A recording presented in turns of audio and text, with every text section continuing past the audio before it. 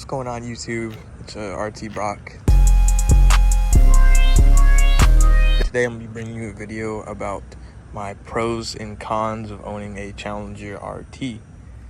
Now, I've owned this car a little over 2 years. We're going to start out with the pros.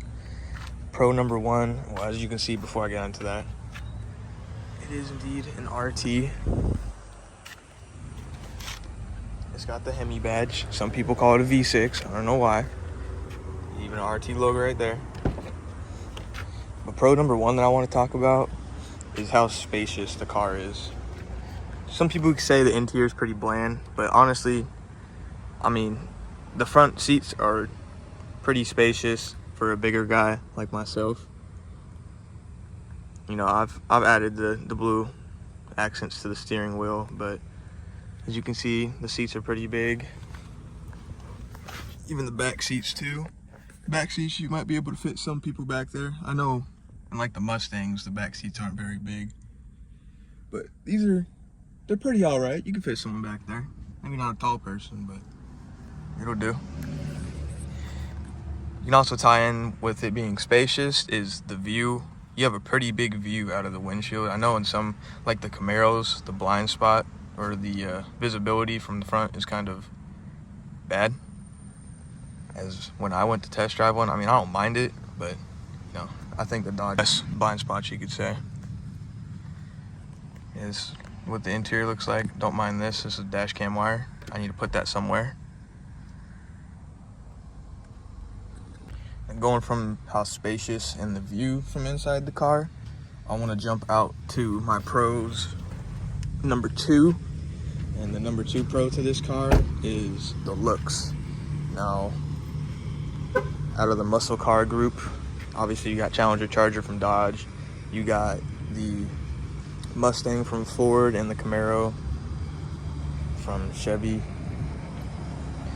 I'll give you a side profile. Out of those, I think the Challenger looks the best to me. Obviously, in my opinion, I think they all look great, but the Challenger has the more muscle car vibe to me than the others.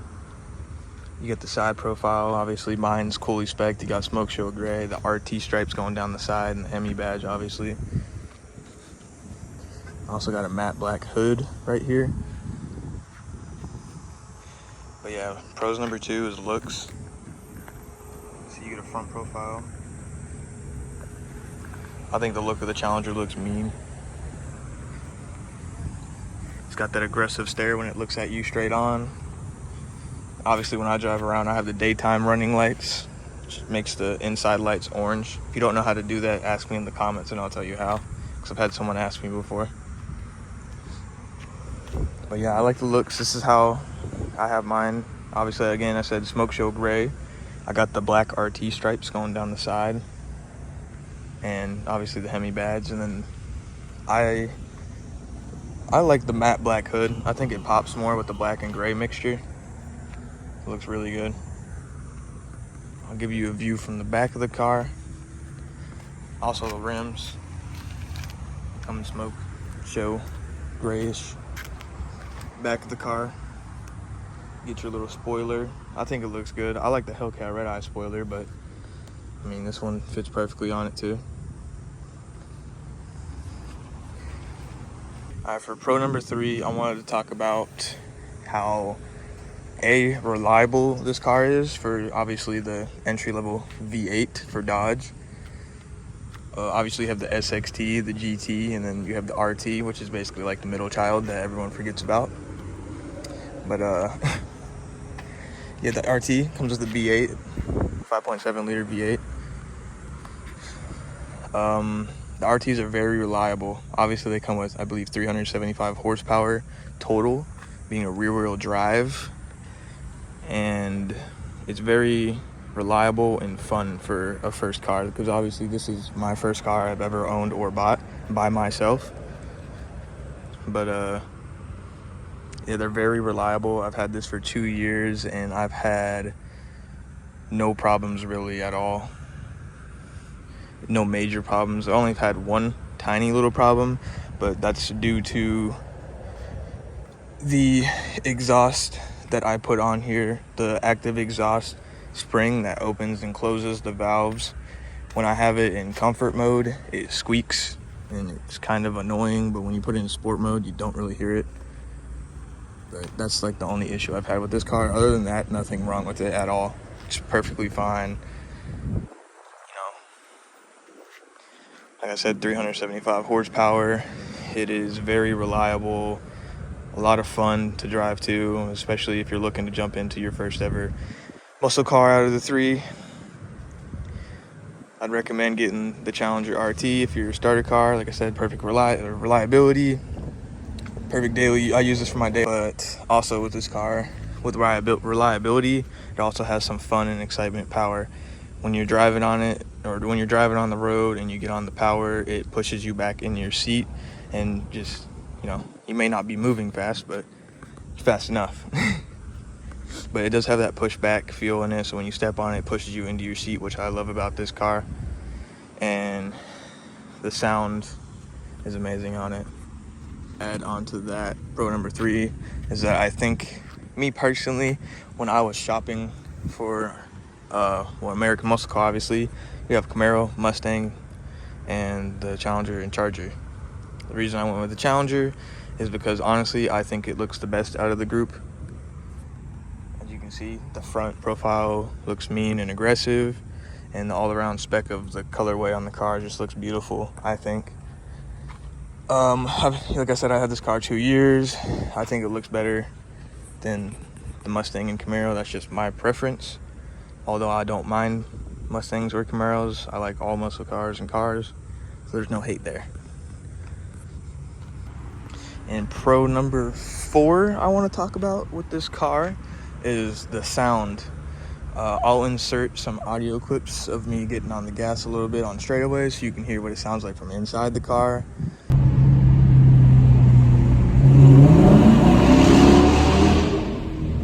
And I'm going to give you a remote start on the car so you can hear how the RT sounds. Now, mine is not stock.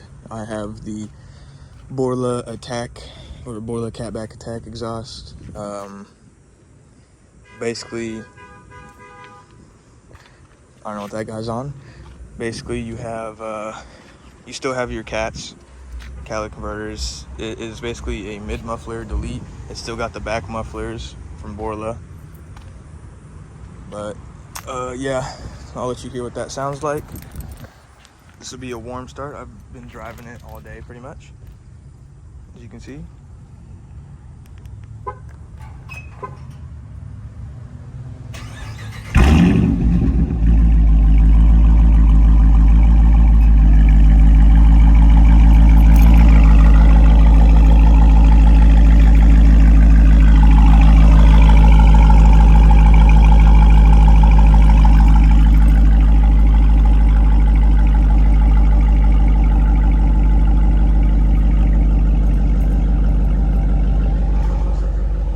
Here it's pretty loud. That's why I like the Borla. It gives that grumble, deep tone muscle car vibe that I feel like the stock exhaust doesn't really give as much. If you heard the startup and you're wondering why it squeaked, that's the active exhaust I was talking about. I don't know. I mean, it's easy to replace, technically speaking, or you can just get a kit to lock it out and not have to worry about that and just keep your valves open. But yeah. Now for the cons of this car, the first con I want to talk about is with this car coming stock from the factory, it comes with 245 tires on it. Obviously I have different tires. I have the Nitto NT55 5G2 tires on the front and back. I think they help more with having the car get traction, but obviously being a smaller size tire, it's not really, the best traction, but it'll do. I would say that's con number 1 with these tires coming 245 and having 375 horsepower total. And rear wheel drive, putting that power down on the tire sometimes makes the car slide and squeal. That's con number 1, I would say. Con number 2 that I want to talk about with this car is, to me, well, this car has 375 horsepower, like I said. I think that's a perfect number for a daily, usable, reliable V8 like the Dodge RT Challenger.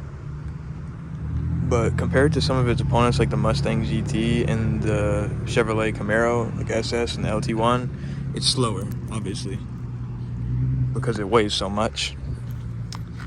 With the car, I believe coming at 4,000 something pounds. I'd have to look. I'll put the number up on the screen of how much it actually weighs. I haven't really looked into that, but I know it's like 4,000 something pounds.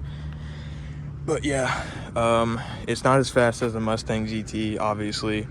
It's not as fast as the Camaro SS. But me personally, I think the looks on this is better, like I said, from the pros. But yeah, that would be the con. You know, some people think 375 horsepower is not a lot, but it is a pretty good amount, seeing it is faster than probably 90% of the cars on the road. And transitioning into con number 3 is the weight. Like I said, the weight of the car, I put it up on the screen for how much you can see these actually weigh. And they are pretty hefty. With the horsepower to weight ratio, obviously it's going to slow the car down. With it being 4,000 something pounds, it is a boat, as people say. That's its nickname, a boat. I like to say a land yacht, because I am driving in style in my boat. But yeah, that's con number 3.